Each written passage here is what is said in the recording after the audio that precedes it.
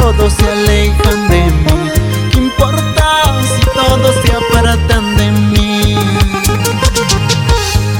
¿Y qué importa si todos se alejan de mí?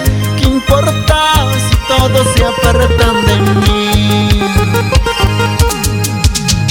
Y yo no me avergonzaré de ser tu hijo y de tu evangelio. Y yo no me avergonzaré de cantarte y alabarte. Y yo no me avergonzaré de ser tu hijo y de tu evangelio. Y yo no me avergonzaré de cantarte y alabarte. Por eso te alabo, por eso te adoro, por eso te exalto, mi Señor. Por eso te alabo, por eso te adoro, por eso te exalto, mi Señor. Este gozo que tengo me lo diste tu Señor. Este gozo que tengo me lo diste tu Señor. Así es, amados hermanos, este gozo que tenemos, esta alegría que tenemos, el mundo no nos dio, sino Jesucristo nos dio esa paz, ese gozo que hoy tenemos, y a su nombre.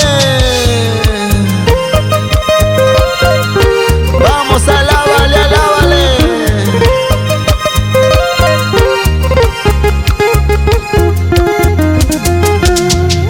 Cristo vive.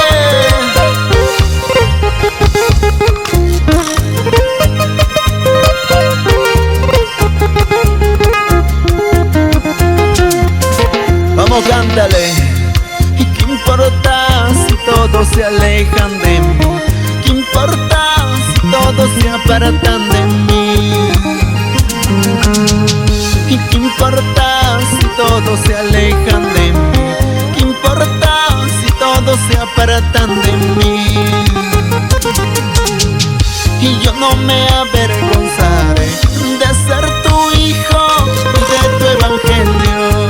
Y yo no me avergonzaré de cantarte y alabarte. Y yo no me avergonzaré de ser tu hijo y de tu evangelio. Y yo no me avergonzaré de cantarte y alabarte. Por eso te alabo, por eso te adoro, por eso te exalto, mi Señor. Por eso te alabo, por eso te adoro, por eso te exalto, mi Señor. Este gozo que tengo me lo diste tu Señor. Este gozo que tengo me lo diste tu Señor. Este gozo que tengo me lo diste tu Señor. Este gozo que tengo